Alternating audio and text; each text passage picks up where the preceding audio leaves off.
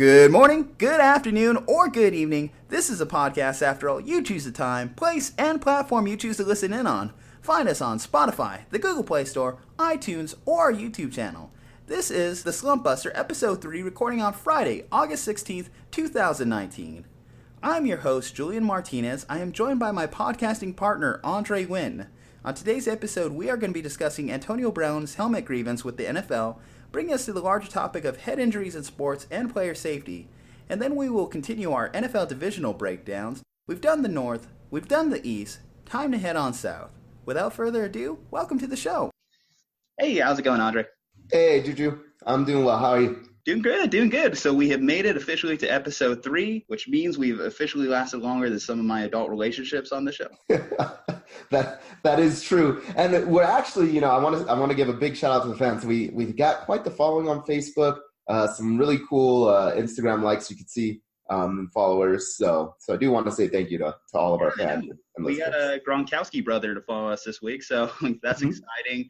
I also want to send out a shout out to our producer, Cristian Rogers. He's been doing hard work to make us sound good on the audio. Not always easy between the ums, the ahs, the long pauses, which is probably one of the bigger things that I wasn't really expecting when you first jump into podcasting. It's more of a marathon when you actually break it down. Yeah, definitely. And one of the other issues, right, is you don't realize how difficult it really is to talk about these in sort of a natural, fluid way with still sticking to time limits and trying to accommodate all of the topics, yet still add enough depth and detail. So it's been a little bit of a challenge, but I think so far so good. Yeah, no, definitely one of the big things we've been talking about is how the show's been running a little longer than we would like, but we do appreciate the kind comments to us on your morning commutes. That's ideally what we want with this podcast, something to educate you about today's sports topics while you're heading to work or just at the gym. Something nice, calm, but informative to listen to. Definitely the first 2 episodes, we didn't get the chance to do as much research as we would like.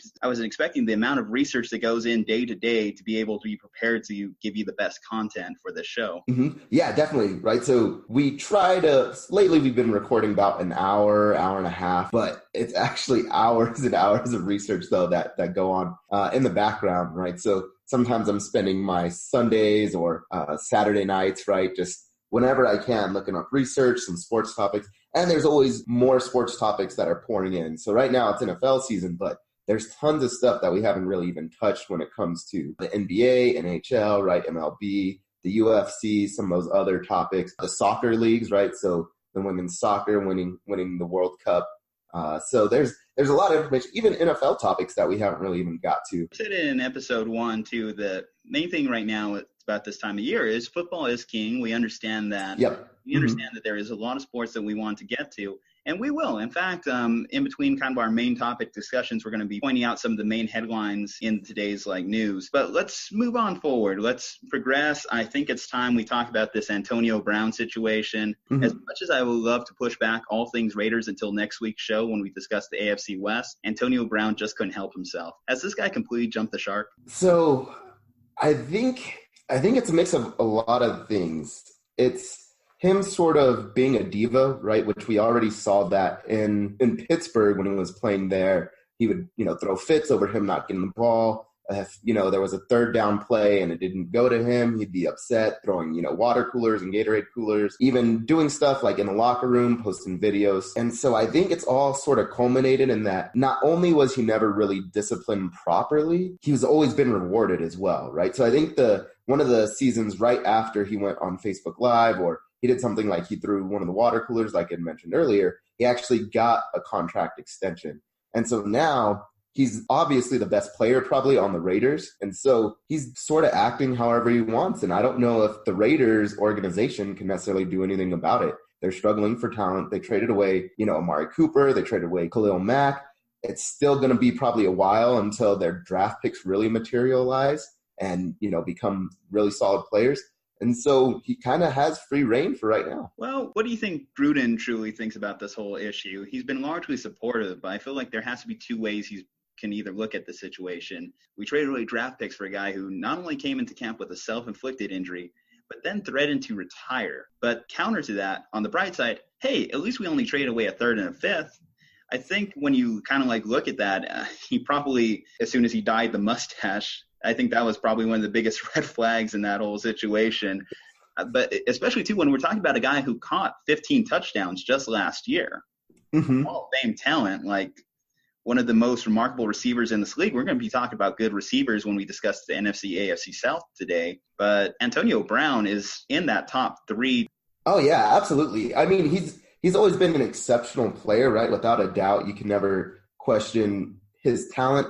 Also, I've heard great things about his work ethic, right? So it's hard to be an undersized receiver that just survives off talent alone. So I 100% guarantee that when he's in, whether it's the weight room or it's in practice or it's in drills, like I guarantee that Antonio Brown is probably working hard. But John Gruden is old school. So I personally think it's probably killing him inside, right? Like we know that he's fought with players even coming off a Super Bowl and ended sort of the relationship, right? The coach and player relationship. So I'm sure it's probably killing him inside. I honestly think if it gets to be much worse than this, I can see them trying to find a way to part ways with Brown.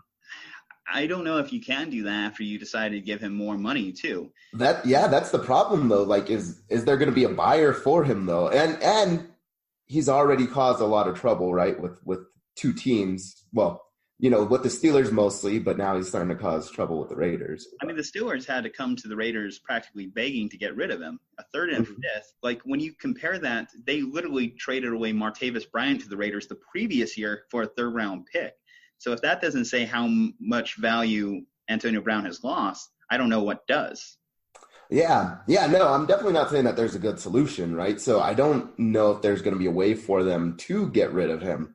But I would not be surprised if they start looking for suitors if Antonio Brown keeps up this, sort of his behavior. The other thing too, right? He's starting to get on the other side of 30 now. And so I can't remember exactly how many years he's been in the league, but usually those athletic positions where you're getting hit sometimes tend to not last as long, right, as your Tom Brady's and your kickers and stuff like that. So we'll see. He hasn't really shown too much of a decline athletically and physically, but there's always that question is, does he start to? Well, he's a smaller receiver compared to like a Julio Jones or a DeAndre Hopkins. So he definitely relies on his speed more to get open. So if he loses a step, that definitely can add to a steep decline.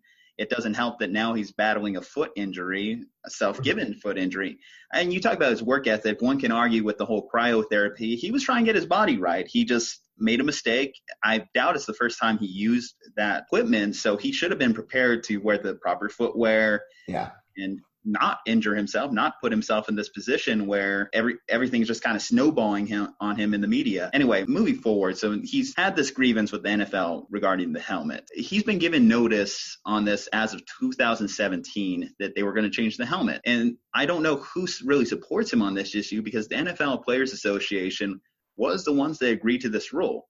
So even if it came down to the grievance hearing and whatnot, the NFLPA wasn't there to support Antonio Brown on this particular issue. Yeah, and I don't know why they would either, because the league is doing the best they can, right? So ever since CET was discovered and it came to light that this is what was happening, that concussions and brain injuries or what was leading to the causes of, players committing suicide or incredibly dangerous behavior, all that stuff, people have wanted the league to do something.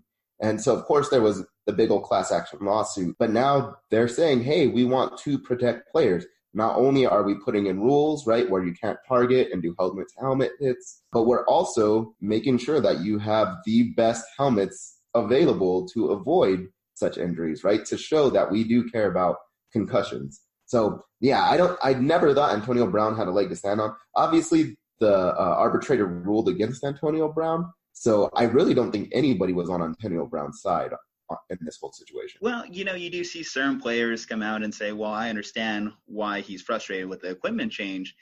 And it's kind of funny because it shows into how petty Antonio Brown's being in this situation. The Raiders literally have to show him pictures of Aaron Rodgers and Tom Brady wearing the league-approved helmets to convince him that it's not just him being targeted here. He even came out and made a bold statement in that hearing saying he vows to hold the league accountable if he suffers a head injury in a league-approved helmet. But I think that that's not really a hill to die on when you consider that he would have held the league accountable for a head injury either way. The fact of the matter is the league's going to be held accountable for any head injury from this point forward, regardless, new helmet, old helmet. The way that these arguments are constructed are always going to fall on the NFL, not the player, regardless if they even got Antonio Brown to sign a waiver saying, oh, yeah, I agreed to play with this helmet regardless of league rules. Yeah, exactly. And I think the NFL is under a lot of pressure to show that they're at least making progress. So we know that 100%, as long as football is still allowing people to hit each other and there's allowing contact, there's always going to be a concussion. It's unavoidable, but at least the league is showing progress. I think the league would get a whole lot more backlash, like you said, if they allowed Antonio Brown to continue, even though they know that, hey, these new helmets are much better, right, and reducing, contact and whether it's force of blow or whatever it is. I haven't looked at the science behind why they've switched helmets. But if they didn't and they knowingly allowed Antonio Brown to continue, I think they would receive even more backlash. Well, you have to figure that the only reason that this helmet got approved is because it was tested. It was proved to be able to withstand an NFL hit. When it comes down to Antonio Brown, too, it's not like he hasn't experienced a head injury in the past. If you remember that bloodbath of a playoff game a few years back against the Bengals, when he took a hit from now teammate Vontaze Burfict, causing him to be out that rest of the game. And I believe he was out the next playoff game as well. Yeah, exactly. And his body literally went limp. And there's people that'll argue, right? A lot of Bengals fans saying, oh, Antonio Brown lowered his head or whatever it was. And Burfict, was just finishing the play as he started it. But it was still a pretty nasty hit. And Antonio Brown was legitimately out. His body collapsed, arms are flailing in the air. By far one of the worst hits I think I've seen in a really long time, especially to the head. So you would think that he, of all people, would be on board with wanting to be protected from head injuries. Yeah, it's only for his own good, and it's ridiculous some of the lengths that Antonio Brown's going to in this situation, like painting an old helmet, Raiders colors, like that wasn't going to stand out to any rookie equipment manager. Also, to go on Twitter, to go find an old helmet that given 2 years will be not approved anyway, because the rule itself is that helmets older than 10 years can no longer be worn.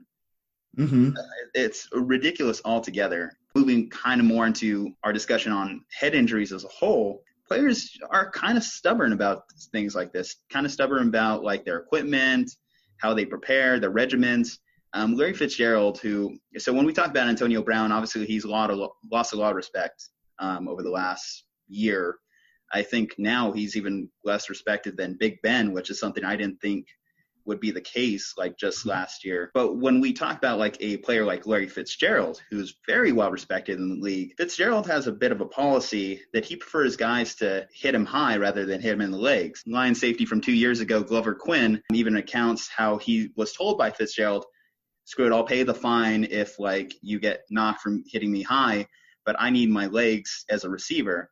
It's kind of interesting to hear takes like that when it comes to this issue. Yeah, so I think those quotes are really interesting, and you can obviously tell where the player's mind is at. Is they're thinking not necessarily long term, because if you look at injuries, right? So concussions and CTE and all of that stuff, they don't really have an immediate impact on you. Like there has been people that have died from brain injuries on the spot, but it's very rare, even in a sport like football. And so, but they're thinking, hey, I have to make my money now, right? I'm playing now.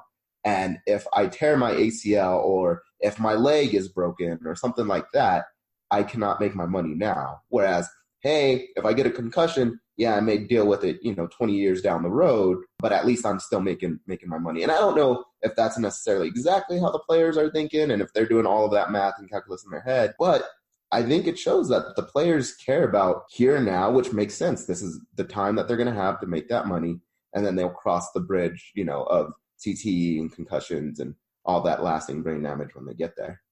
Well, one of the big things, too, with this is the risk worth the reward? When you are in the NFL, let's face it, you have the opportunity to make generational type wealth. This is the type of wealth that can not only impact you here in the present, but impact your kids so they don't have to play football. You hear a lot of former players say that they won't allow their kids to play football because the league minimum is $480,000 a year, which is more than some doctors earn, more than a lot of very prominent businessmen earn. So it is the type of wealth that can really help you for a long time, discounting the fact that a lot of players have notoriously lost their wealth over the years due to bad investments or putting their money in wrong places. Yeah, which I think we could save that topic for another day, right? Of whether or not, the NFL can possibly help them become more business savvy. But you're right. The whole making money when they can is definitely a huge part of it. If you look at some of the statistics, so like Cris Carter had a really good interview about how football and pro sports has changed his life. But if you look at the NFL in general, at least in 2017, there are about 70% were African-American athletes. And if you look at the statistics here in America, right, 46% of Black Americans live on less than $35,000 a year, right, with 21% of them living on less than $15,000. So if we assume statistical independence, right, I know that there's sometimes, hey, if you make a little bit more, maybe you have a better chance of getting better coaches and all of that. But if you look at it, that means 15% of the league probably came from poverty, right? So literally not knowing what they're going to eat for their next meal. Maybe they had a single mother, right, that can provide for them. So when you go from, hey, I'm making less than $15,000 a year, now I can make, what do you say? It's 480 is the league minimum? 480,000 league minimum. Yeah, so it's like, hey, you can literally, make 4,000 times even, of what you were living off of, but you got to take a few hits. I think most players would say, yeah, absolutely. Like, I'll take a few concussions if I can make $480,000 a year compared to eating ramen noodles every night, Yeah, and you mentioned the Cris Carter interview. On that testimony to him, and not only him, but like players like Mark Schlereth that mentioned too, the life skills that football has brought to their lives. In general, sports is very empowering for young men, young women to be able to find themselves, find an identity, be able to learn leadership skills, develop as future leaders of America. So it's interesting when you talk about a sport like football, which has so many rewarding benefits, but has this one issue that's prevailing over it. And I think, so one of the big things that's an issue when it comes to this is football in particular unfairly targeted in this debate. I was looking at kind of like some other like factors that may affect like stuff like CTE. And one of the tough things about CTE is unfortunately at this point right now, it can only be diagnosed after death. Yeah. Which is tough when it comes to doing the actual research on its effects. But when we talk about stuff like depression, anxiety, this stuff can be affected by not only head injuries, but stuff like genetics. Opioid usage has really gone up in recent years. Lack of identity post-career, like some of these guys put their whole identity into their football careers as well. And then we talk about other sports. So in MMA, like there's a fair amount of head injuries as well when you take enough head kicks or just the pure trauma of repeatedly getting punched in the jaw, punched in the head, neck, time and time again. And one thing I found very interesting is the amount of head injuries in women's soccer today. No one really talks about this, but over 2 million young girls play soccer annually. 390,000 participate in high school, with that number approaching 28,000 at the collegiate level. These numbers are via USA Today. In a 2017 study by the American Academy of Orthopedic Surgeons, concussions are now more common in girls soccer than in boys American football, and 3 times higher than in boys soccer. So the incident rate in women's soccer is very, very like up there compared to like many other major sports and rivals that of American football. Yeah, which is really interesting. So I didn't know that. I'm guessing some of that might be, and this is all just a total guess, but I wonder if everybody's so focused on football. One, because, Will Smith, they did a fantastic job with the movie Concussion. And I do think it brought like a lot of light to, hey, what's going on exactly with concussions? What was the lawsuit about? All of that stuff. And so you could actually see it in Google searches. If you look at trending over time, people Googled concussions and it peaked right after the movie was released in 2015. So the search term peaked in 2016.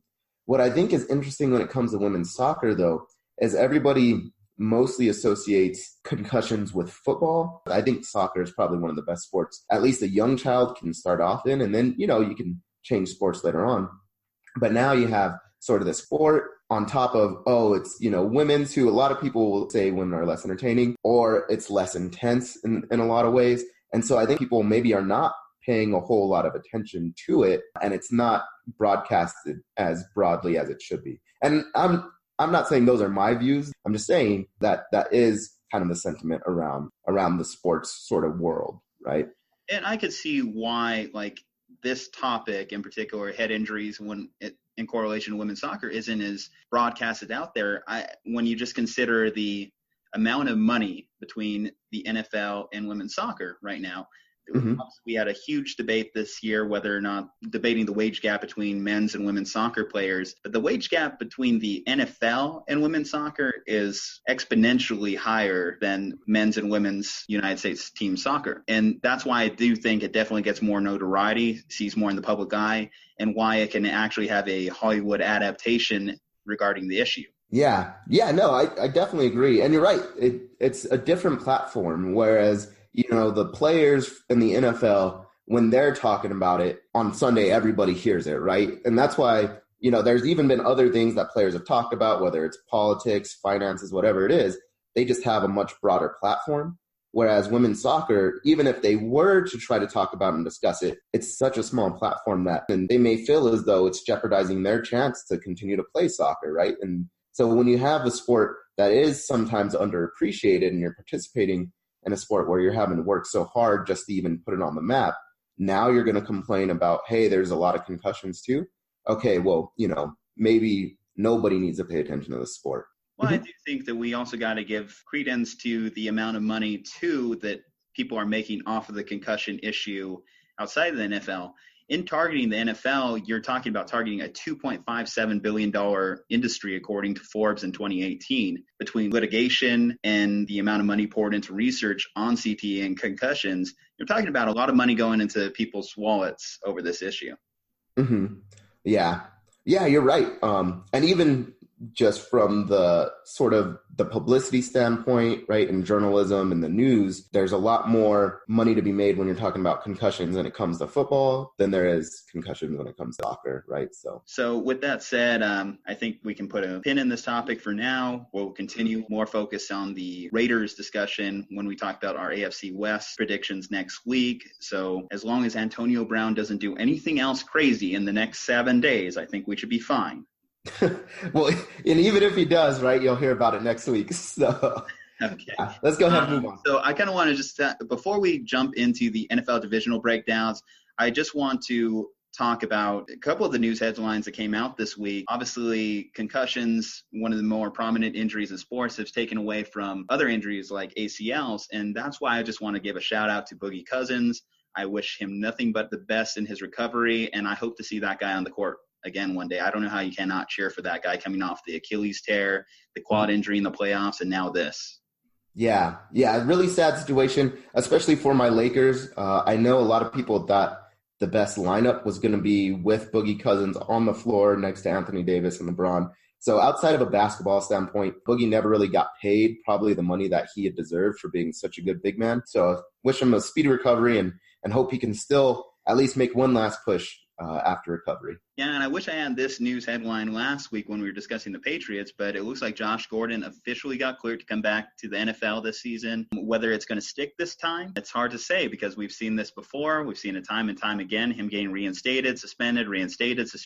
When you talk about wishing someone the best in their recovery, I certainly wish Josh Gordon the best dealing with that issue in particular. He was one of the most exciting players to watch in his first couple of years with the Browns. And I don't know if he's still that same player, but he's definitely going to make this Patriots team better, hopefully helping N'Keal Harry's development as well, taking away less focus on him in the passing game. And if anything, in a Gronkless season, it definitely is going to help Tom Brady as he progresses into age 42. Yeah, absolutely. So I think you hit it right on the head, is if Josh Gordon can come back and play how we expect him to, fantastic. But ultimately, he just needs to do better just for himself and his family and all the off-court or off-field stuff, I should say. I just hope him the best, hope that he's fully recovered. And even just, like I said, from a general living standpoint, not even just a football standpoint. Okay, next topic on our desk here, we do have Conor McGregor got involved in the fight, but not in the UFC, in a bar. Apparently took place back in April, but we're barely finding out about it now. What do you think of this issue? Yeah, so I don't know. When we talk about CTE, right, and concussions, maybe Conor McGregor is already showing signs of it. And maybe he's not, right? It's total speculation. So, hopefully it doesn't nobody reports that, Aundre Huynh is reporting Conor McGregor has CTE, right? Well, but he made a career off of being a hothead, so it doesn't go out of his character. Exactly. I just think it's disappointing for him. I don't know if we ever see him in the UFC again, right? Like, I don't even know if outside of the UFC, if anybody would be willing to pick him up. I'm sure Bellator would, but he's made his money. I think a lot of it went to his head personally, and I just don't think we ever see him in the UFC again. At this point, I think Conor McGregor is more of a publicity stunt rather than a fighter. So I can see, honestly, and this has been discussed multiple times, the WWE giving him a look, because let's face it, his character is more a WWE character than it ever was a UFC character. Yeah, definitely. What I also find interesting is, so Dana White's known about the incident for a while, from what I hear, yet he hasn't talked about it till now. And I think the UFC and sort of these niche sports are the only sports where they're making, billions of dollars, millions of dollars, yet their, main commissioner or president can hide stuff like this and not be punished, right? Like, could you imagine if, whether it's the NBA, NFL, MLB, the commissioner was hiding stuff like, oh yeah, we've known that one of our players punched an old dude in a bar last week, right? And we just didn't tell anybody. Like, there's no way they would be able to keep their job, or at least keep from under the pressure, right? Well, if you remember, Roger Goodell came under extreme fire after the Ray Rice situation merely because they held onto the tape. I could see Dana White wanting to keep this under wraps because I don't think Conor's completely out of the woods yet on even that whole bus incident where he injured one of the fighters' eyes, breaking the glass. Yeah. And I think, I don't want to spend too much more time on the topic, right? But there's even something to be said on, is it even worth all of this negative publicity for Conor, who hasn't necessarily performed all that well in recent years, right? Like, he's lost a lot of his recent fights. He got humiliated probably in the Khabib fight, at least the way I see it. He got humiliated in the Floyd fight too. Got humiliated in the Floyd fight. Even the first Nate Diaz fight, a lot of people thought, oh, he'll still win. And, Diaz choked him out. And so is it worth all of the headaches for a guy that's, arguably not that great anymore, right? I think that's really all he has at this point right now, because we don't know when his next victory is going to come in the UFC, if it ever comes, if he even gets another chance to fight, given all this.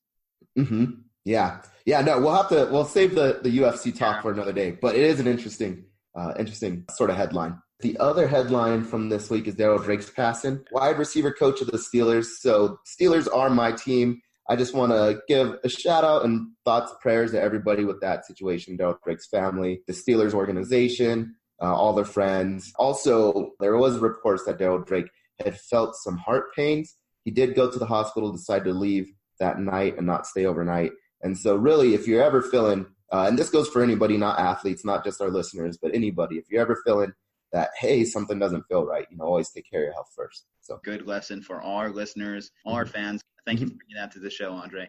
Now let's take a trip on to Duval County and talk about the Jacksonville Jaguars. So the interesting thing when we talk about the AFC South is all four of these teams have been in the playoffs the last 2 years. Obviously, you're division winners, but both years being able to send a wild card team. And the Jacksonville Jaguars in particular, they were just in the AFC Championship game 2 years ago. And if they don't give the ball back to Tom Brady, they might be in the Super Bowl. Can this team return to its 2017 form? So I think they're starting to make some good moves. I thought they had a pretty big offseason. Will they ever get there again? I think they could. This year, to me, does not seem to be that year for them. But I could see if they make a few more moves, right, that they possibly could get back to their form. I mean, it's such a tough division, so competitive. Someone's going to have to bite the bullet in this division and be subpar. Whether it's going to be them or the Titans, that's definitely up to debate. But at this point, there's no more excuses when it comes to Blake Bortles. He's gone. You have Nick Foles there this year. Nick Foles is kind of an interesting cat when we talk about this because outside of Philadelphia, Nick Foles hasn't exactly had too much career success. In fact, he has never played an entire NFL season. He's topped out with 11 games in 2015, and that was his 1 year in St. Louis. Now, you can argue why his year in St. Louis was a bit subpar. He was playing under Jeff Fisher, and we do know that hasn't necessarily produced the greatest results for his quarterbacks and his teams close to being the NFL's losingest coach. We talked about Hugh Jackson a few weeks ago as far as the worst modern day head coach. Jeff Fisher is definitely up there, save one Super Bowl run. He almost retired back in 2016 if it wasn't for Andy Reid basically saving his career by offering him a job with KC. But he did mention that he also had elbow issues besides that. So whether those rear their ugly heads again remains to be seen. But this is going to be the first year in a while that he's been expected to be the starter from start to finish. Yeah. I mean, it's interesting now, right? So he has his Super Bowl MVP, though. So do you think he can ever get back to playing at that level now that sort of the pressure's been let off, right? Like, hey, he was subpar. He really shined in, his biggest moment. Do you think he can get back to his MVP sort of level? Well, I mean, he's reuniting with his offensive coordinator he had down in Philadelphia, John DeFilippo. And it's arguable whether or not DeFilippo was the scapegoat out in Minnesota last year. I definitely agree that Mike Zimmer might have been too prudent on wanting to suppress the passing game. One of the big arguments they have philosophy-wise was whether he was throwing the ball too much. We talked about that a couple weeks ago when we discussed Minnesota. But it made sense out there in Minnesota. You just signed a 3 years guaranteed quarterback. You had weapons like Adam Thielen, Stephon Diggs. Here in Jacksonville, you don't really have the pieces to run a vertical passing game. I think D.D. Westbrook can be a solid receiver for them, but I don't think Nick Foles is the type of guy you tell him to throw it 30 to 40 times a week. Yeah, that was going to be my main concern is I just don't know about the offensive weapons around them. I know they picked up Jeff Swaim, who we didn't really talk about with the Cowboys, but he was kind of just an okay tight end, right? He had 242 yards and 1 touchdown. They lost Dante Moncrief, though, which they picked up Chris Horley. But, yeah, I just don't know if he necessarily has the weapons to be good again. Yeah, and one of his biggest weapons is going to be Leonard Fournette. In the last years, Leonard Fournette has missed 11 games. He's dealt with when we talk about stuff like freak injuries versus players that are injury-prone, one of the big ones that worries me is when you start hearing about those soft tissue injuries. Leonard Fournette last year dealt with multiple injuries to his hamstring, and hamstrings are one of those funny injuries where they just keep coming back. When you think you're over them, you take one wrong step, and suddenly you're back on the injured list for the next 3 weeks. He's averaged less than 4 rushing yards per attempt for his career, too. So it's going to be interesting whether the offensive line could dig in, give him more room to operate, especially now that I believe that defenses are going to want to stack the box a little bit more on him too, even though you're transitioning from Bortles to Foles. You kind of wonder how Fournette's long-term future looks too when you consider he hasn't exactly ingratiated himself to Tom Coughlin.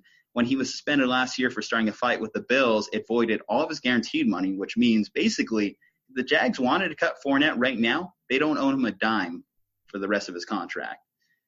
Week 17, Tom Coughlin made a statement saying he was disappointed in how Fournette and Yeldon were behaving on the sidelines. They looked completely disinterested in the game. So Leonard Fournette has to mature and mature quick.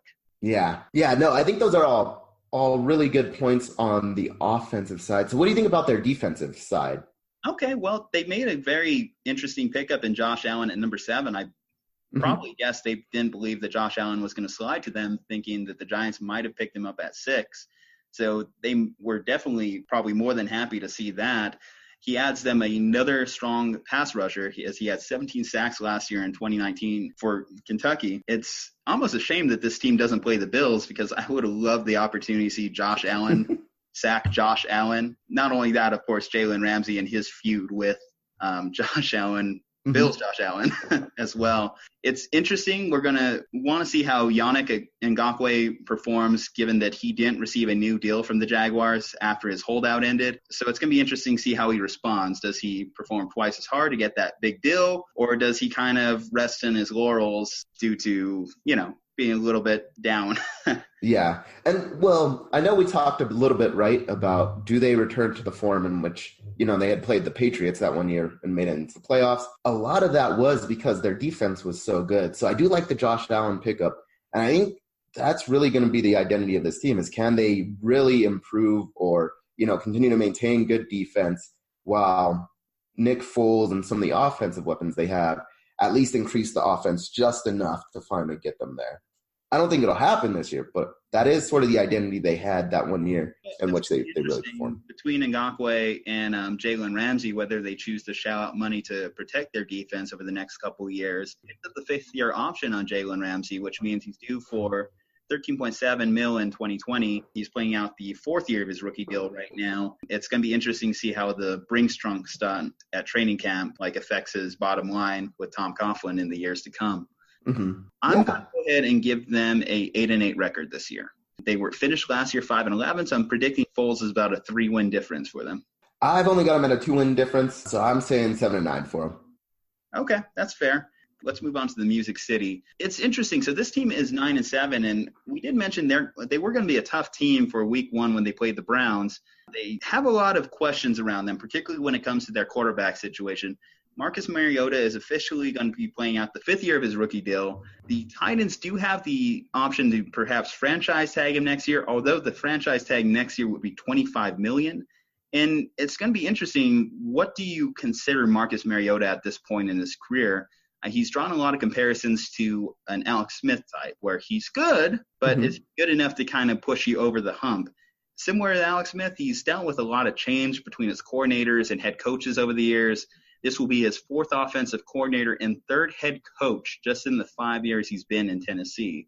So, can you really fault him that much for his lack of production? Yeah, I think that's the thing, right, is a certain level of consistency is required. Obviously, coaches are under a whole lot of pressure to win right away, but sometimes it takes a little bit of a while to build up the system, right? Hey, I know which guys we're going to target in the draft. I know the style of, play that we want to have. But a lot of all of, I guess, sort of the changes, like you said, with all the coordinators, it keeps from forming a consistent system. And while granted, the head coach is supposed to sort of say, hey, overall, here's the direction we're going, they've also had a whole lot of head coaches. So I can't really fault Mariota. I do think he's limited as a quarterback, even if he was in a really good situation. I don't know if he would ever win a Super Bowl, but at the same time, I can't completely fault him. Well, 2016 was definitely his peak year. He played 15 games, 3,426 passing yards, 26 touchdowns, and 9 interceptions. Since then, in the last 2 years, 28 games, he averages about 2,880 yards per year, and he's totaled 23 touchdowns. So in the last 2 years combined, he has less than he did in his 2016 season. So can he recapture that? I definitely do think there's something there with Mariota. I witnessed it in that playoff game he had against the Chiefs a couple years back when he threw 2 late touchdowns. They were down, if I'm not mistaken, 21-3. So it was an impressive comeback. And there's not a lot of playoff winning quarterbacks in the NFL. We saw how much that's valued with what Nick Foles got with the Jaguars right now. So I definitely don't think we can really take for granted the skills that Marcus Mariota brings to the table. He did get sacked 42 times last year and did suffer through nerve damage. When it comes to Mariota, we also do talk about injuries. He hasn't necessarily been injury prone per se. He's averaged about 14 to 15 games per year. It's just he gets hurt at probably the wrong times. If it wasn't for the injury in week 17 last year, this team might have made the playoffs as they were in a win-or-go-home game against the Colts last year. He will have to compete now, too, without his starting left tackle, Taylor Lewan, who got suspended for the first 4 games. What do you think of Lewan posting his polygraph test on Twitter? So I think it's interesting. A lot of the players want to prove, right, obviously, that they didn't knowingly. Though I will say, from a league standpoint, they probably don't care about polygraphs too much because polygraphs themselves can be beaten and it's been proven. So I'm not surprised that if the league says hey, no, it doesn't matter what your polygraph is. So I do think it's an interesting approach. It's kind of a new approach, and it at least saves face with fans possibly, right? There's no real backlash for him if he says, no, look, here's my polygraph results. I didn't knowingly take it. Yes, I might be suspended, but I want everybody to at least know that I'm not just BSing. Like I said, polygraphs can be beaten. So I don't think the league will ever say, hey, we'll use that as a means to clear players. But I think it's an interesting approach. Well, I don't think there's any reason for Marcus Mariota ultimately to be in a quarterback competition with Ryan Tannehill. At this point, we know what Ryan Tannehill is. If you want to call Marcus Mariota injury prone. Tannehill epitomizes injury prone. Every time we do think we're going to finally see it be the year, he's been hurt. And I don't know if you can really count on it. It's interesting that the Titans invested draft capital to actually trade for him, but I'm not going to put much stock in this competition. I think they just brought Tannehill in there to push him. It's going to be interesting to see what kind of identity this team establishes. So in the second round, they went out, they got A.J. Brown out of Ole Miss. Many believed him to be a better receiver than even DK Metcalf, who was a combine darling. They signed Adam Humphries to improve the play in the slot receiver role for him. And then he does get Delanie Walker back from injury. Walker actually led this team in receptions every year, 2014 through 2017, with a league high for tight ends, 94 receptions in 2015. You also do have Dion Lewis out of the backfield. And then this is going to be Corey Davis's third year. He was a first-round pick, so it's about time that he steps up. In 2018, he consistently drew teams' top cornerbacks, which now that they do have more weapons around him, that's definitely going to divert attention, and hopefully he can take a step. But in terms of identity, I think this team's probable strength is going to be doubling down on the power running game. Last year, we did see improved production from Derrick Henry in the stretch run. In fact, in the final 8 games, he ran for 759 yards and 10 touchdowns. Just to put that into perspective, he ran for 1,059 yards total in 2018. Yeah. Going back to Delanie Walker, I think that might really be what makes the difference, right? Is, like you said, he led the Titans in receptions for 2014 through 2017.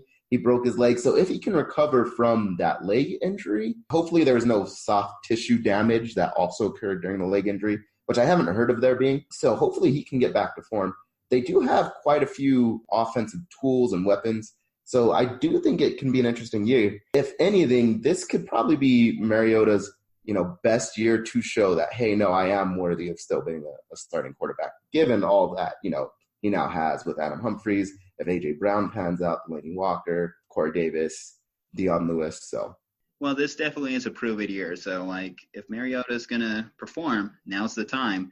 I do find this team's defense also interesting. They were actually third in points per game allowed in 2018, only allowing their opponents 18.9. They did sign Kevin Byard to an extension, 5 years, $75 million. No one's really paying safeties these days, so it's going to be interesting to see how that pans out for them. I did say that Jacksonville was going to take a jump up, which means by virtue, someone in this division is going to have to bite the bullet. So I'm going to give the Tennessee Titans 6-10. Okay. So I have the Tennessee Titans not quite sliding that far back. I have them going 8-8. But if somebody were to talk me into Jacksonville taking a leap over them and the Titans falling, 7-9, 6-10, I could see it. Right now I'm sticking 8-8. Well, it's an interesting collection of talent both teams have. This is going to be a tough division. These teams are just going to beat each other up. Now when we talk about the Colts, now we know this team has the talent, but do they have the luck? But seriously, though. Too young for dad jokes, Juju. You're too young for dad jokes. When I actually do become a dad, I'm expecting to become a super dad between my dad. Now, when it comes to Andrew Luck, the big concern always is going to be his health as well.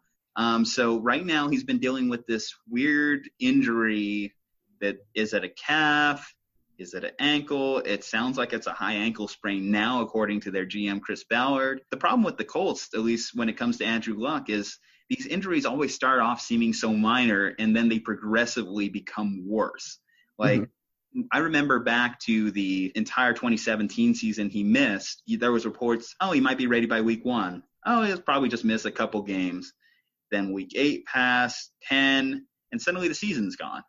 And we still had a lot of mystery in the air whether or not Andrew Luck was going to play football again. Granted, he was getting beat up consistently by the poor offensive line that their previous administration had put in front of him.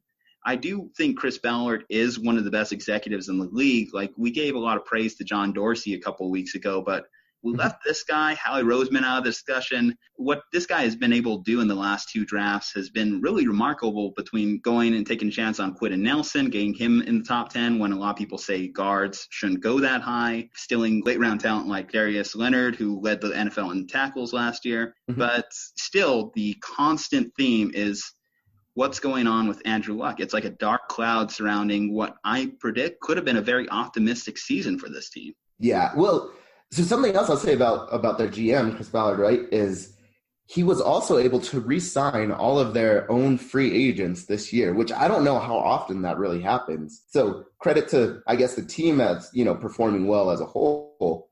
But you're right. Andrew Luck is the big sort of question that there is right now. Yeah, and is he going to miss week one? We just don't know at this point. If it's a high ankle injury, those are we talk about hamstrings being tedious injuries. High ankle injuries oftentimes can be 4 to 6 week injuries sometimes, and that's on the low side of estimating it. Mm-hmm. And they're very painful. So even if he feels that he's able to come back, I've heard that sometimes a high ankle sprain feels worse than just a broken ankle. And so we don't even know if he does come back in time, what is his level of play going to be? I do think a lot of people jump the gun in comparing this to the Kevin Durant injury. Two completely different situations. And I do think at minimum, especially after that injury, the Colts definitely took this seriously. Maybe if it wasn't necessarily displayed to the media or out there in the public sphere, I definitely do believe that they were working diligently behind the scenes. But somehow this injury just happened to linger all the way from March, all the way into training camp now, as he got shut down on the third day this year. Yeah, and you sort of talked about it earlier, but my main concern is if you're not able to diagnose it, how do you know that you're treating it correctly? And so right now we're sort of being told it's a high ankle sprain, but if it's sort of, well, maybe it's my calf, maybe it's this part, maybe it's that part, maybe it's, an ankle sprain. I just wonder if they're able to treat it correctly, given that it's sort of been this weird, ambiguous sort of injury. Well, according to Chris Ballard, the exact quote, it's a small little bone. Now, at least we've determined it's a bone injury. That's progress compared to where we were previously when this whole news developed. The thing is, this team can't afford to miss Andrew Luck, what you would define as a transformative talent. So we do remember that transition year between Peyton and Luck where they were just god-awful. Yep. Mm-hmm. They went 2-14 in 2011. Luck comes in as a rookie. Suddenly they're 11-5 and in the playoffs. Then 2017, Luck misses the season. They're 4-12. He comes back 2018, 10-6 in the playoffs. They do have a decent backup behind him in Jacoby Brissett. There's a lot of teams out there that would love to trade for Brissett right now. And, when you look at his 2017 stat line, it wasn't the worst. 3,098 passing yards, 13 touchdowns to 7 interceptions. So, about 2 touchdowns per pick. But, he did fall victim to that horrible offensive line as he was sacked himself 52 times. And they did have a bottom 5 passing attack in the league that year. But speaking of Chris Ballard, he did add some more pieces to this team that if Andrew Luck is on the field, he can definitely utilize. This year in the second round, he took arguably one of the biggest draft steals in Paris Campbell, one of Dwayne Haskins' favorite targets out of Ohio State. Last year, Paris Campbell pulled down 12 of Haskins' 50 touchdowns. They did also add in Devin Funchess, who's a bit of a big target, was one of Cam's favorite targets last year. And this team loves to target tight ends, so we know they love big bodies in the red zone. That's exactly what Devin Funchess fits. That's the role he plays. They have Mo Alley-Cox, who's apparently looking like a completely different player in camp this year. He was a converted basketball player out of Virginia Commonwealth. And then they do add Jack Doyle back to this team. He missed tons of games last year, only played 6 games as he was dealing through not only a hip injury, but a lacerated kidney. Yeah, I think they picked up a lot of good pieces. I think their offense hopefully all improves, especially Funchess, like you said, can add to their offense. I also like their defense in the draft that they picked up as well.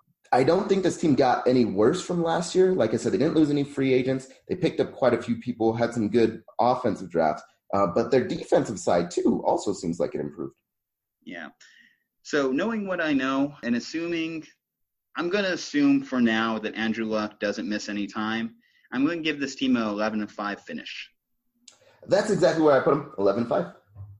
Perfect. Okay, let's just move on quickly. Let's go on to the Houston Texans. The way we talk about the Texans, it doesn't feel like they won the division last year. We talk so much about the other teams that I feel like the Houston Texans kind of get lost in the shuffle. Last year, they started the season 0-3 and then rattled off 9 straight wins.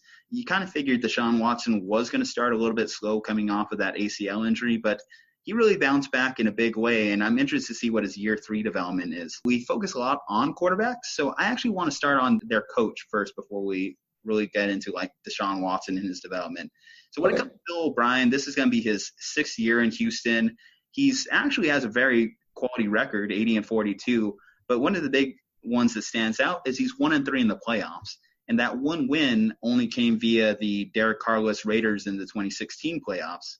Granted, he did have Brian Hoyer as his quarterback, so I don't know if that kind of equals it out. But ultimately, they were playing a team without their quarterback in an MVP year. They went ahead, they fired their GM, so that just means that Bill O'Brien's only seizing more control as he tries to bring in more and more Patriots guys. He wanted to bring in Nick Caserio in for an interview as they're close friends out of New England. And unfortunately for him, it didn't quite work out. So it's kind of led into a lot of weird flubs. They traded away a 2020 4th-round pick for Duke Johnson. But if Duke Johnson plays just 10 games, that suddenly becomes a 3rd-rounder, which doesn't seem like adequate value for a 3rd-down running back.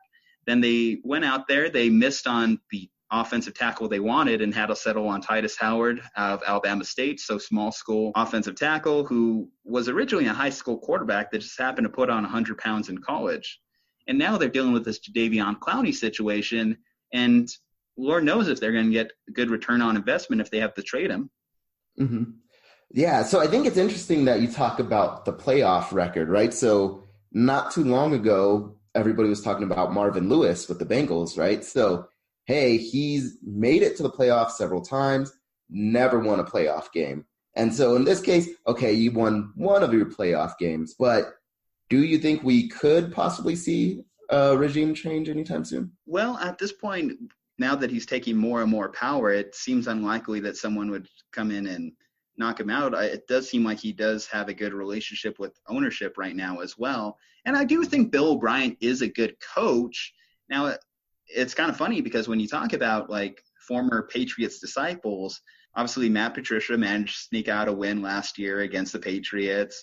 Mike Vrabel had his Titans team drum the Patriots around a little bit too. But Bill O'Brien just can't get by his mentor. Yeah. And maybe, part of that is having too much respect, right, from where you came from, rather than always, assuming that you could beat them or planning to actually beat them, given a little bit too much respect, not enough preparation. So it's interesting. I don't know. I just think in a league where winning is everything, that he may be on the hot seat. I don't think this year or next year, but I could see maybe another 2-3 years out. Yeah, potentially. You definitely can see Deshaun Watson potentially developing into one of those league's next great quarterbacks. I've always liked Deshaun going back to his time at Clemson. Seeing those title games against Alabama was some of the best football I've ever seen. I've never really been a big college guy, but when I saw Deshaun Watson play, that made me a fan. Sure. Yeah. Well, I think, sorry to cut you off, but not only that, he had his lung injury, right, last season, which you could tell he was obviously walking off the field, holding his chest. So I think it was coming off of a sack, and he couldn't even, ride on a plane with his teammates because they're afraid that his lung would collapse due to the pressure changes in elevation. And so the fact that he was still able to keep playing and still took him into the playoffs, I totally respect him. I think he's one of the better quarterbacks in the league, especially out of the young quarterbacks. Yeah, he's an absolute gamer, which is going to be interesting to see. Like, we talk about bad offensive lines. We talk about what that did to hurt Andrew Luck in his development, staying healthy long term. Unfortunately, Deshaun has one of the worst in the league. But it's interesting because if you actually look at the PFF grading, their line isn't completely as bad as publicized out there in the media right now. It is going to also fall on Deshaun because he does have to get rid of the ball more consistently in an appropriate time. He does hold on to the ball too long, which is kind of a blessing and curse of his mobility. He is one of the most mobile quarterbacks in the league. He make plays develop off the fly, but that does expose him a little bit as well. As much as I dislike the value on a player like Duke Johnson, he is a needed piece because he does add a new addition to that game as far as a check down running back. And then you look at some of the other pieces on this team, if everyone's healthy, that could really aid in his development. So Will Fuller is returning from ACL injury. He could be one of the most underrated number 2 wide receivers in football. He averages 15.7 yards per reception in 2017, which was one among the top in the leagues. On only 32 receptions, he had 503 yards prior to that injury versus the Dolphins in Week 8. Then, of course, you have Nuck over there, too. It's kind of cool to see him graded as a 99 in Madden 20. Granted, you can't really put too much into those ratings, but I consider him the best wide receiver in the league. What do you think? Do you think Nuck is the best receiver? I think so. I think you can definitely see it. I would have to maybe compare a little bit more of the stats, right? Because there's definitely, I think, depending on Odell Beckham's situation, he has the potential to be. Yeah, but the thing you have to knock Beckham on is his availability. He's hurt. Yeah, he's hurt. Whereas Hopkins in his career has only missed one game.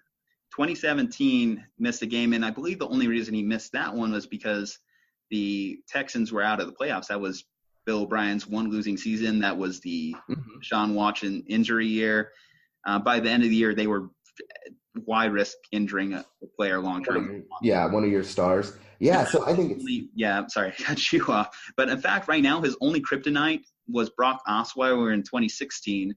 And even in that year, he had 78 receptions, 954 yards. The only drop-off was the 4 touchdowns, which he's made up for in a big way in both 2017 and 2018, as he's had 24 touchdowns the last 2 years. Mm-hmm. Yeah, no, I definitely think he's one of the best, if not the best, receivers there is. There's also not a whole lot of buzz around him and negative publicity, and that I think is also something to be said when it comes to having a wide receiver that you can depend on, right? Like we talk all the negative stuff about Antonio Brown, who was also very productive, but then you have to deal with all of the drama, possibly, issues in the locker room, all of that stuff. You talk about Odell Beckham Jr. and some of the prima donna behavior that he had with the New York Giants. Whereas with Hopkins, you don't really ever hear that coming out of their locker room. You don't ever really hear about him being an issue. And so sometimes that alone, combined with his, production, is really good and makes him one of the best receivers that you could possibly have.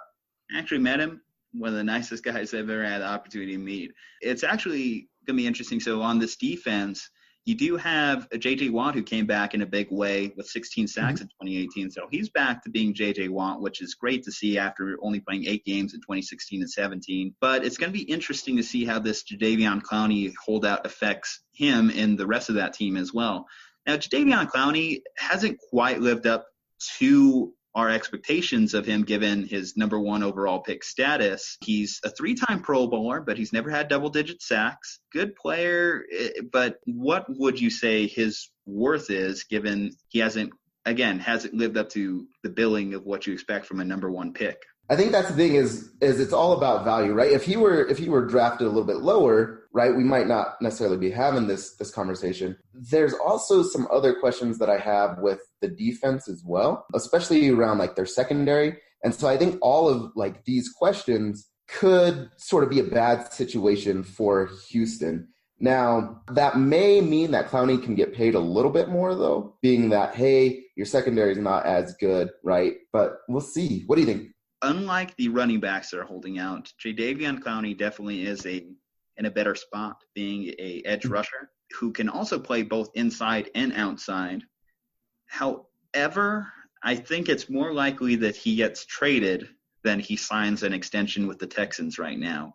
When we talk about teams that could potentially make that move, the Browns are always looking to make a splash. Could be a more interesting dynamic to this team to add him to Myles Garrett.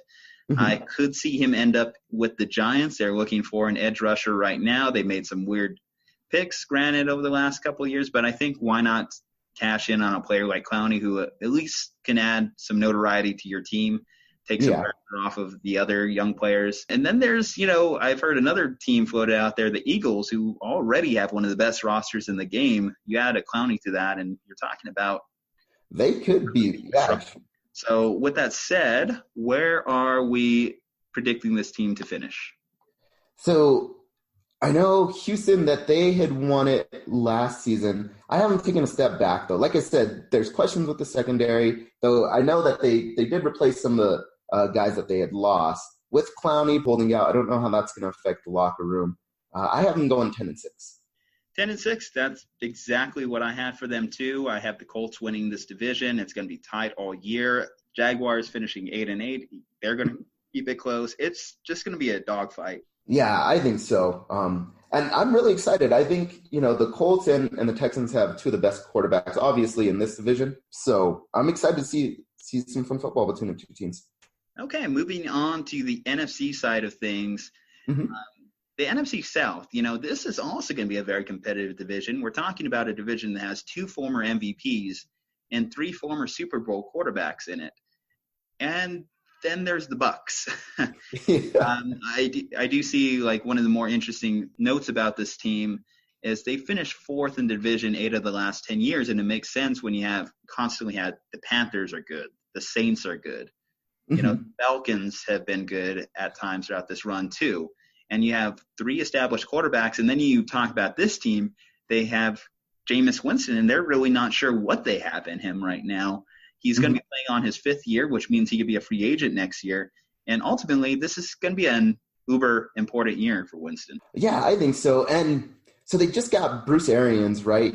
And so hopefully he can work some magic with the offense. But you're right, you still don't know what you have with Winston. And he's extremely unpredictable and unreliable, I guess, in a lot of ways. There's times where he can have, fantastic game, looks really good.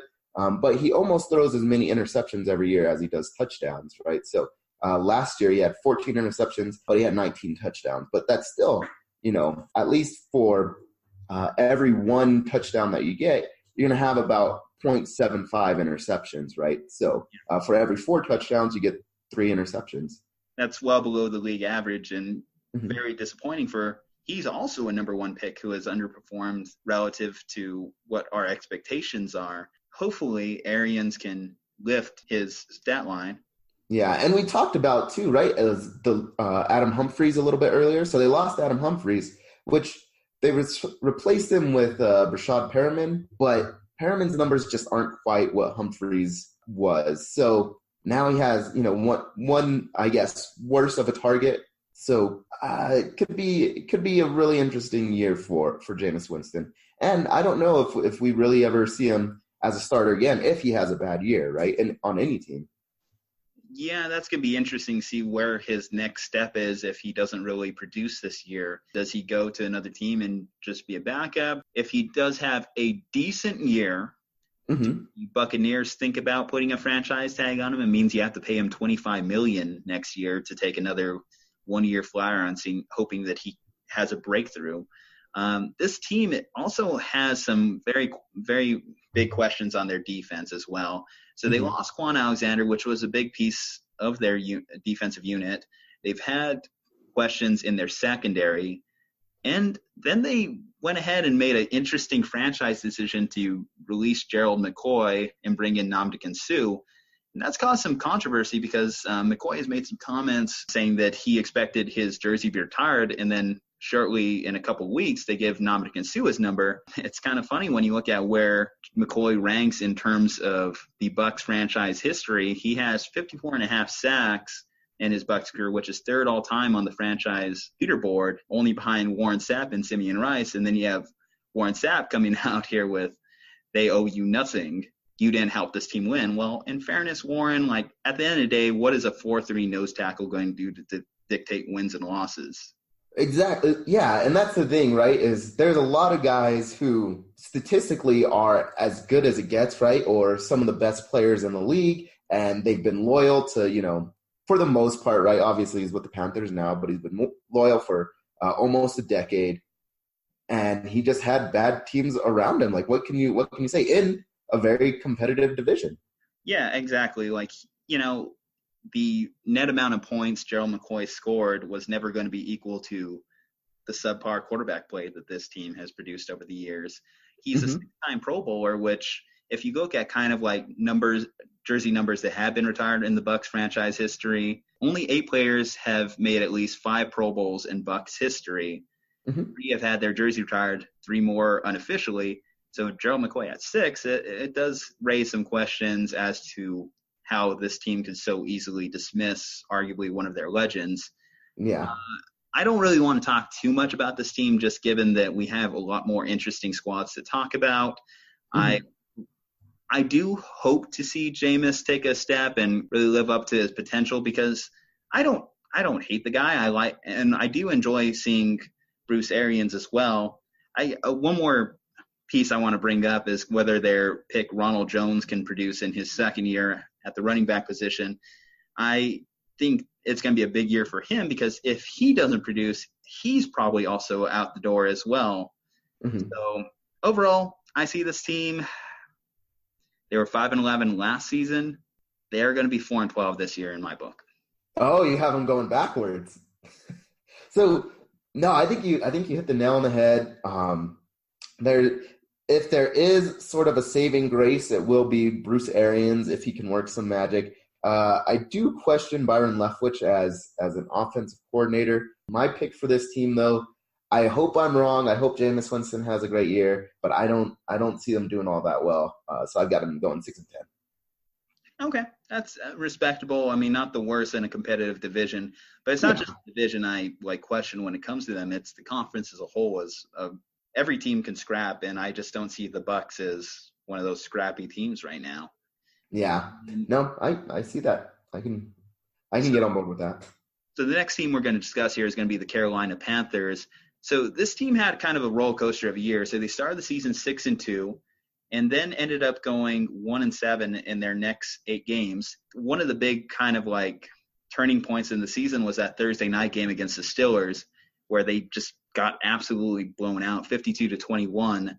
And Cam Newton took a big hit in that game from TJ Watt, which kind of changed the course of their season, as he suffered a major shoulder injury, one that he had to have surgery on. And it's going to be interesting to see how he bounces back. One of the early reports coming out of camp is that he changed his throwing motion.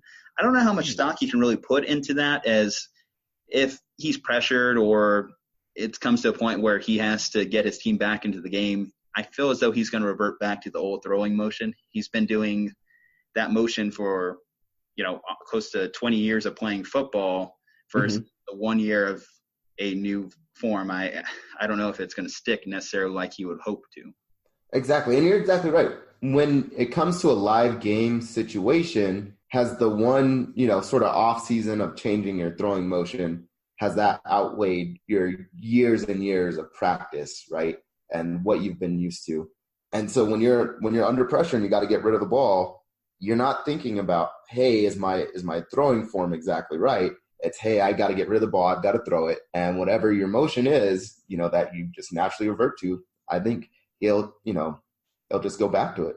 Yeah. One of the big questions I want to ask just right off the bat is, have we seen Cam Newton in his last Super Bowl? I think maybe. In fact, I guess that's being on the fence. So I'll say yes. Especially with his injuries, right? With, some of the behavior and all that stuff. They got Will Grier, right, to put him on notice. I think we've seen Cam in his last Super Bowl. But I don't think Will Grier is that big of a thing to worry about if you're Cam. Will Grier is not going to replace Cam Newton. Mm-hmm. I do think that I've heard this theory thrown around when it comes to Will Grier, because they do see him as an NFL starter. He could be potentially like Carolina's Jimmy Garoppolo, where they just kind of keep him on the bench, hang him around as trade bait for the next couple of years behind Cam. Hopefully he develops a little bit more, and we'll probably see him eventually. When it comes to Cam, though, he did improve his completion percentage last year. Definitely has been utilizing Christian McCaffrey in the passing game, short yardage, to do that. Mm-hmm. However, when you look at how the league is kind of changing around him, the focus on more accurate passers, the bubble screens, the quick pass attacks, those are more where the league is at. And I don't know if Cam will be able to keep up, especially when you consider they're going to reduce the amount of times he can really use his athleticism. Let Cam be Cam, run outside the pocket, make those explosive plays, run over defenders. He's not going to be doing that into his mid-30s. So, yeah. Well, not only that, but we talked about, we talked about Andrew Luck and his injuries, but Cam Newton's had quite a few injuries himself, right? So, I mean, even dating all the way back to his NCAA's career, there was, ankle sprains, time and time again, ankle ligament tears, chest and rib fractures. He's broken his back, concussions, rotator cuff, tears, knee strains, shoulder injuries, shoulder surgeries. And so I don't know if his body can even hold up that long. We'll see how he recovers from shoulder surgery, but he's another one of the really injury-prone quarterbacks that we have. I'm intrigued to see kind of how the weapons around him look this year. So I don't know if you've seen any recent pictures of Christian McCaffrey. It looks like the guy's put on another 5 to 15 pounds of muscle this year. So coming a long way from only putting up 10 reps on bench at the 2017 Combine. I'm interested to see, do you think Christian McCaffrey could be a 1,000-yard rusher, 1,000-yard receiving out of the backfield?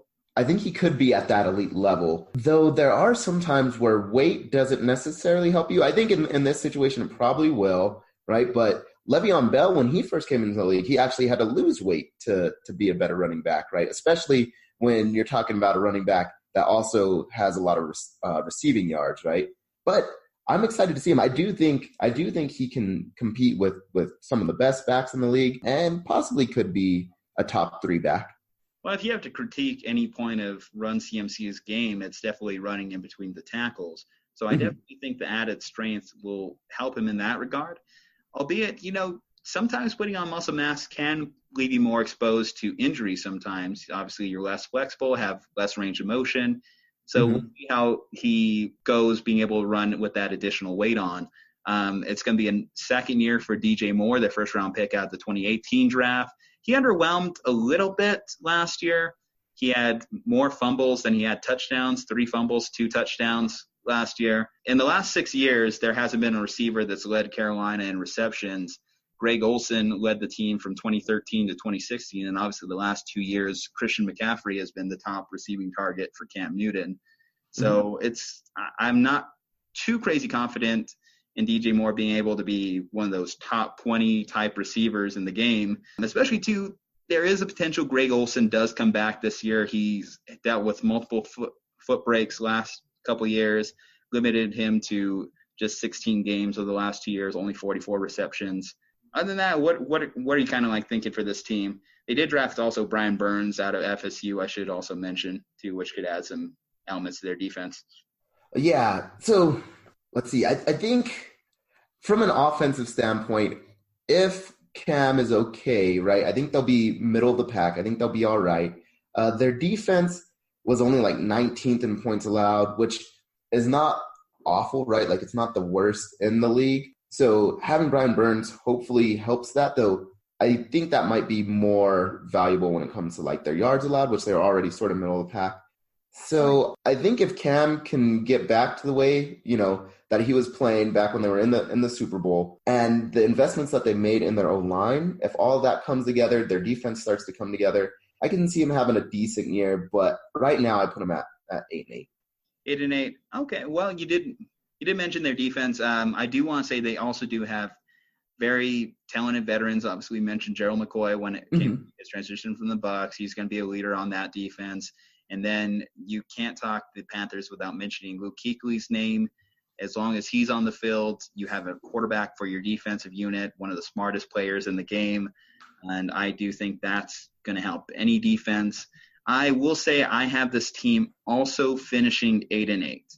Just they're good, but I just see them about a middle-of-the-road team this year. Shifting away from the Carolina Panthers, let's move on to the team that finished second in this division, the Atlanta Falcons. They were in the Super Bowl just 3 years back, but now they're stuck in a perpetual loop of being one of the most famous, notorious internet memes right now. Will 28-3 memes ever die, Aundre? Probably not. I mean, that's the thing about the era of, social media and stuff like that is, once you have one bad offense, right, it's going to stick with you forever. Just think about the Golden State memes, right? The 3-1, even though, they're world champs many times over since then, they're still always going to be the 3-1 memes. So. Well, because of that meme, LeBron has nothing left to prove, but let's focus in on here for this one. Okay, Matty Ice, this is going to be another big year for him.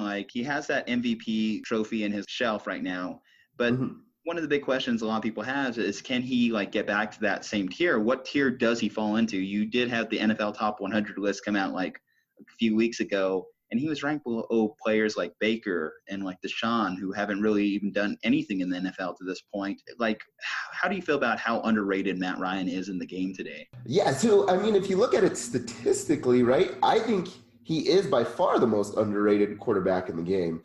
So, I mean, just last season, he had 4,924 yards, 296 rushing, 35 touchdowns, 7 interceptions. He was sacked a little bit more than usual, but he's having pretty much Pro Bowler seasons every single year.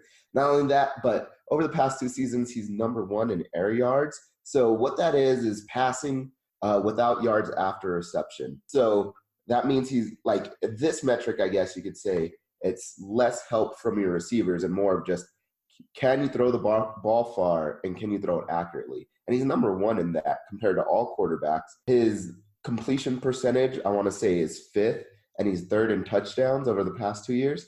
So outside of, really being able to win the last few seasons, statistically, he's one of the best quarterbacks that we have, possibly even a top 5 quarterback in the league. But winning is what a lot of people look at. And so if you put a lot of weight into winning, yeah, he's not necessarily always able to win. But I think he's definitely one of the most underrated quarterbacks possibly ever. What are your thoughts? Well, he definitely eats more W's than Jameis, but do you truly believe he's a top 5 quarterback? Is that kind of like where you rank him when you think about him amongst the other top quarterbacks in the game? I mean, so if you look at it, right, from a pure statistics and ability standpoint and talent standpoint, I would say he's top 5. Now, there is something to be said, right, about are you just a born winner? And so there's some guys where statistically maybe they're not as good, but they just find a way to win, right? So Tom Brady, for instance, this is always the argument with him versus Aaron Rodgers, is Aaron Rodgers statistically and talent-wise is better, right? But Brady's just always found a way to win and has more rings. And I think that's a lot of times what happens with Matt Ryan, is Matt Ryan is very good talent-wise and probably is a top 5 talent, I would say, in the league. I could see maybe if you're like, no, he's not top 5, I'd put him closer to top 10, right? Because there are quite a few really good quarterbacks still. But I would say right now, talent-wise, yes, I would put him probably top 5. Yeah, I think that's completely fair. You mentioned the idea of finding ways to win.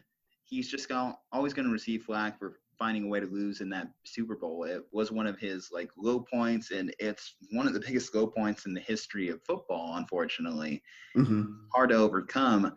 I don't know if his coach, Dan Quinn, will be able to overcome that for too much longer himself. Whereas I think the team's more committed to Matt Ryan past this year. If Dan Quinn doesn't perform, I think I could see them moving on from him. They did bring in a familiar face in terms of their offensive coordinator, Dirk Cutter. He was back there 2013, back when they made it to the NFC Championship game. You haven't really seen a team that's been so dependent on an offensive coordinator like this Falcons team. When they lost Kyle Shanahan, it was definitely very noticeable. When they had a resort to hiring Steve Sarkisian was fine, but he was kind of Shanahan light, diet Kyle Shanahan, if you will. And I think a lot of people were expecting that year 2 under Sarkisian, Ryan would have took a much bigger leap. In the same way, in year 2 of Kyle Shanahan's offense, Matt Ryan established himself as a MVP candidate, as opposed to the previous year, the first year in Shanahan's offense. He actually struggled in the red zone, and that was one of the bigger narratives regarding him prior to, again, exploding onto the scene. 38 touchdowns, like you said, close to 5,000 passing yards that year, and just an absurd touchdown-to-interception ratio.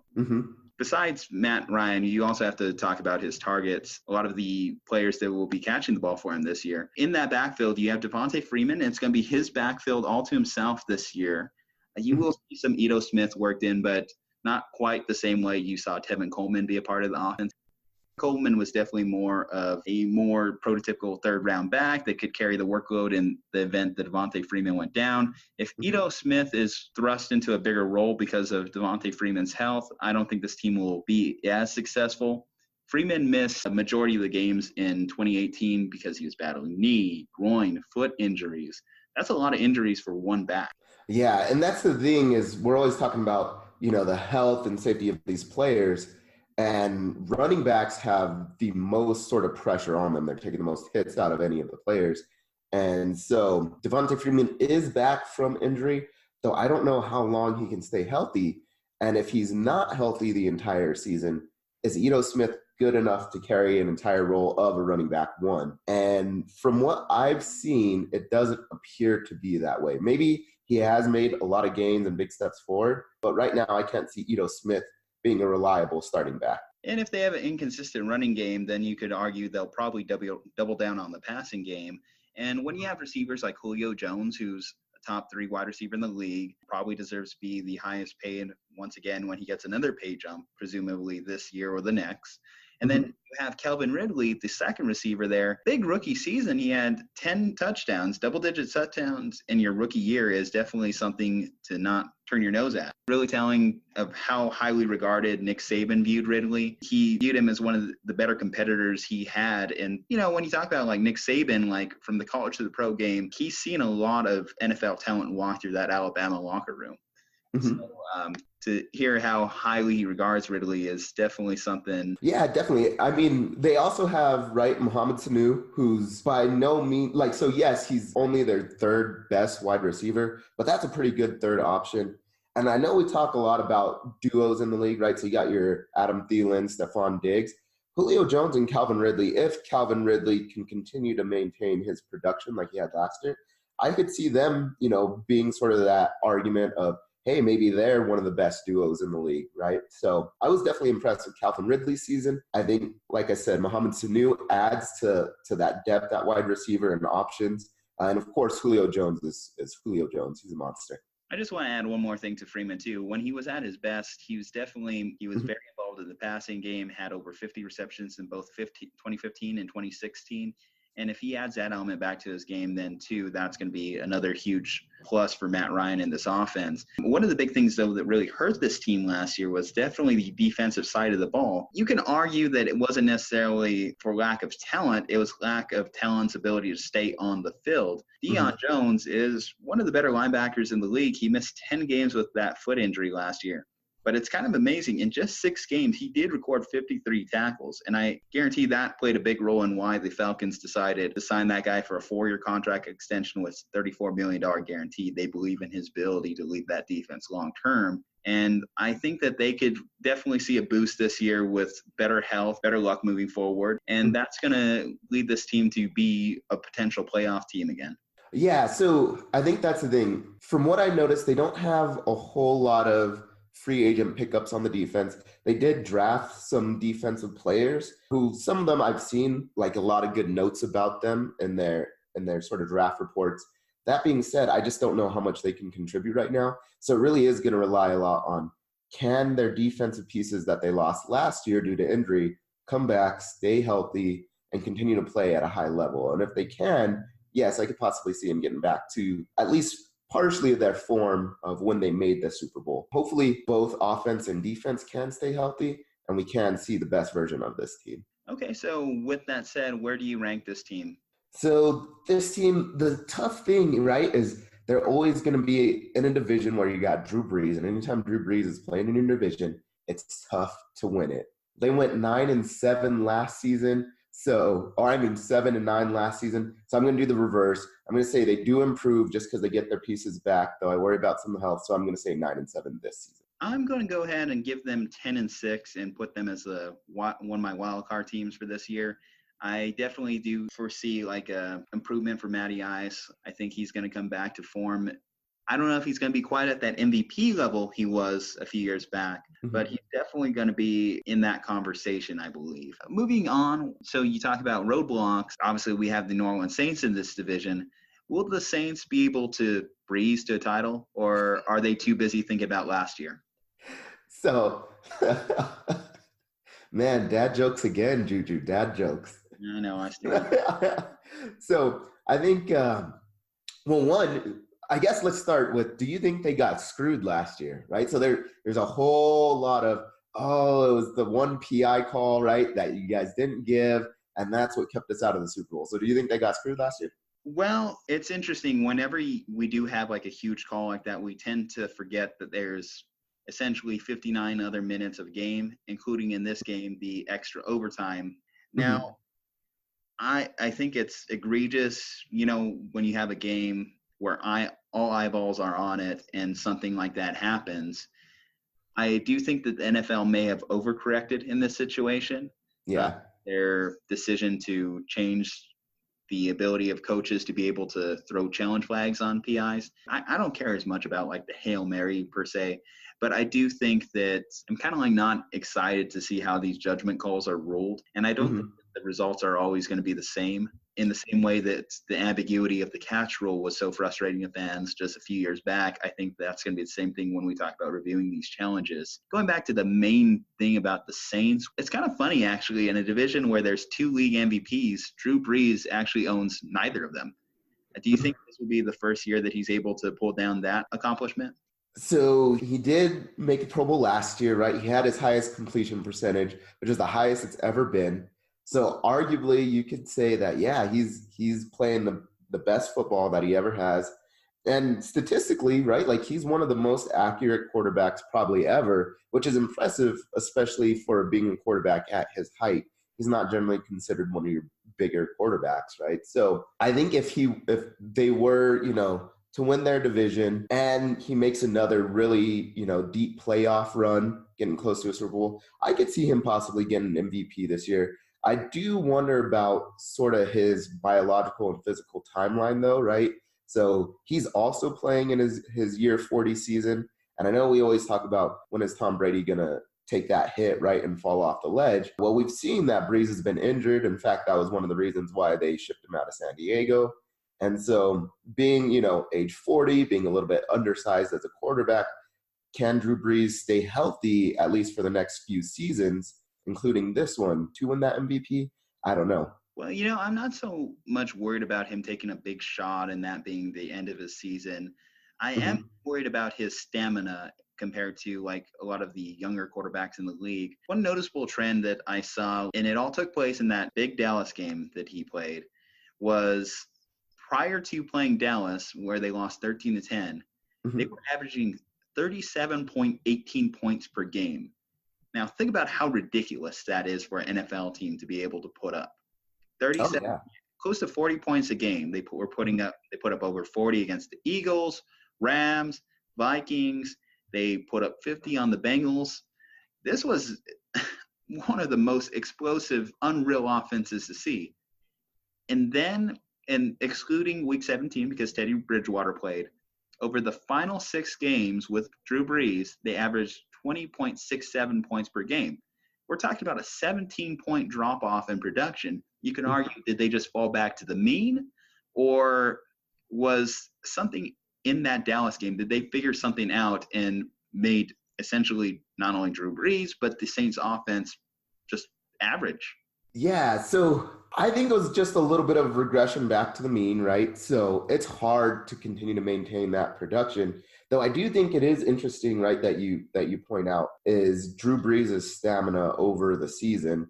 And that's going to be the thing. If you're already starting to see him tail off towards the end of just the regular season, does he at 40 years old, right, 40 plus, have that energy to continue that production towards the end of the season? And so I think part of it could have just been like hey, we're really explosive at the start of the season. We have a lot of energy. As the season goes on, guys have been taking more and more hits. You've been doing a whole lot of workouts.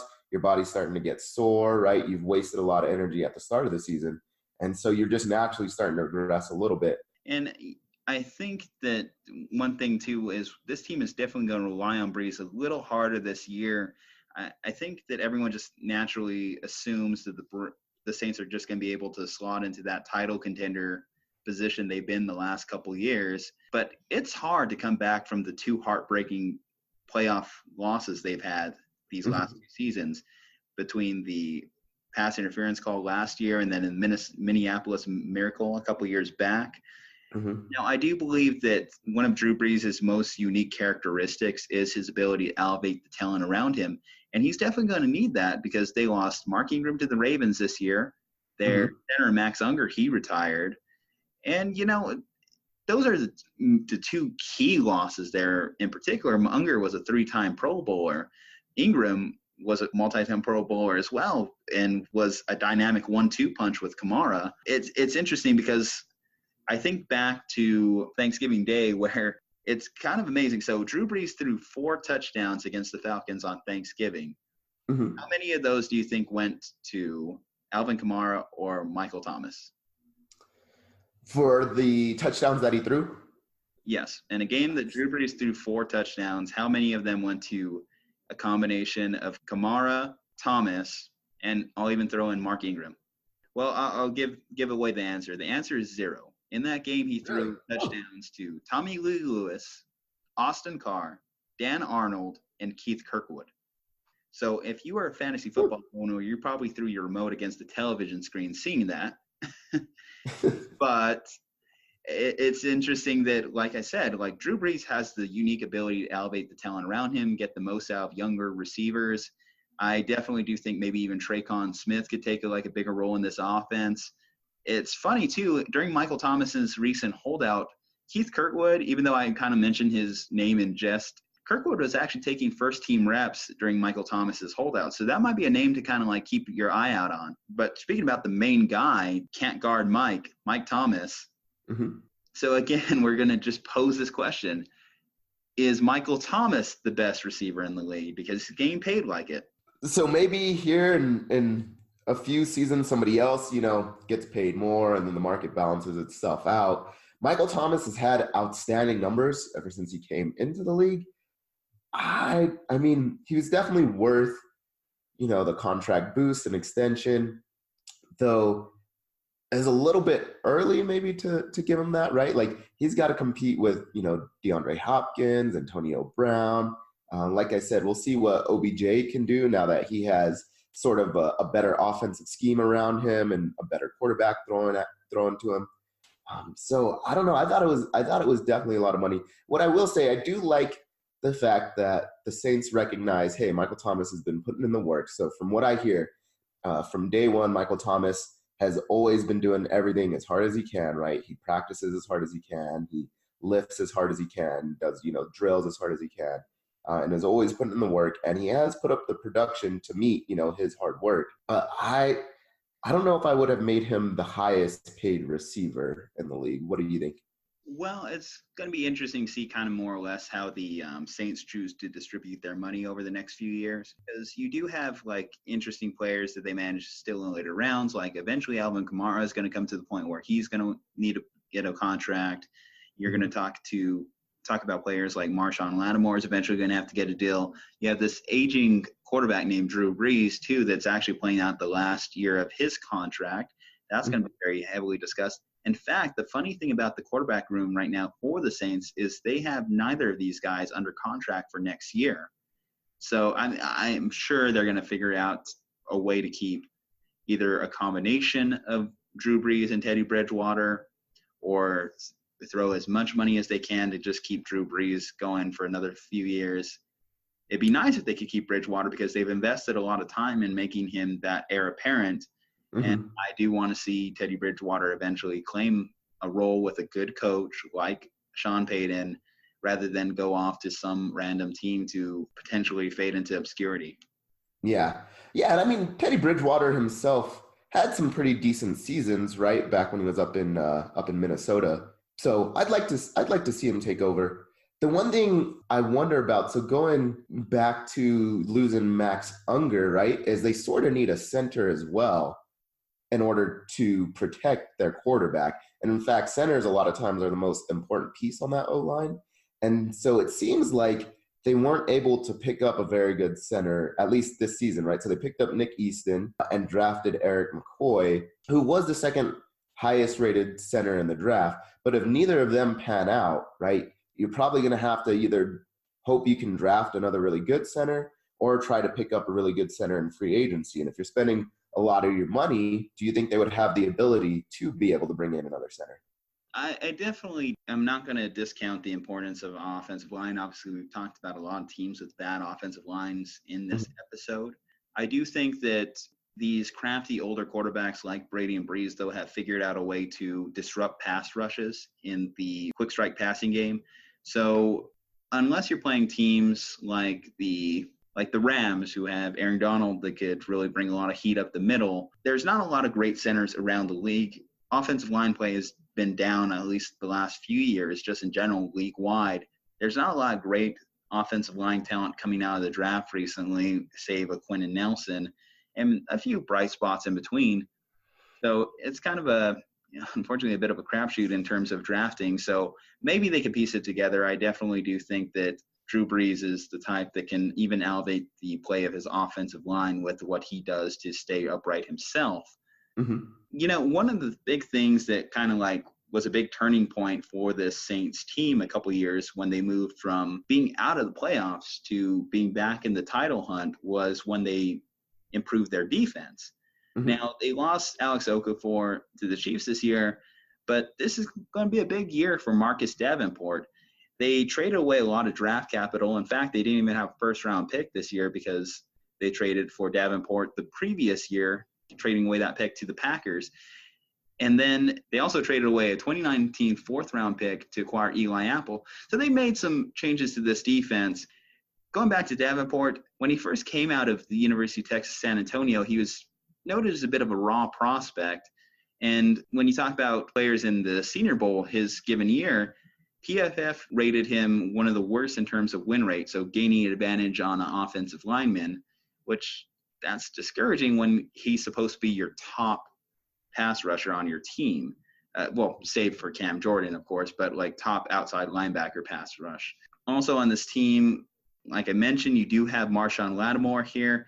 He has been a top 10 cornerback according to PFF the last couple years. Quarterbacks, when targeting Marshon Lattimore, are only throwing for a 68.8 passer rating, and he has earned an 88.7 coverage grade over the last 2 years. So they really got a steal there. In fact, it's kind of funny about this team. They really love their Ohio State players between Marshon Lattimore, Eli Apple, Ted Ginn, and who am I missing? Oh, well, star of the team, Michael Thomas.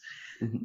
They really love their Buckeyes there. So, Yeah, and I mean, the Buckeyes always produce great talent. They play in a great conference, right? So the Big Ten always has tough teams that you're playing. Even, your teams that maybe are not always competing for a national championship, but you get your teams like your Iowas and stuff like that will always put up at least a decent fight. So I think a lot of the guys that come out of there, that come out of Ohio State, are also well coached, but battle tested, right? Yeah, so one key story I'm going to be looking forward to is Eli Apple going to be able to perform like the top 10 pick he was? He was drafted by the Giants in 2016. Then he was traded away last year kind of abruptly. Former teammates like Landon Collins call him a cancer to the locker room, which is definitely not something you want to hear. But when you look at kind of like the Saints' production after he came, so they were just getting absolutely abused on their secondary corner position.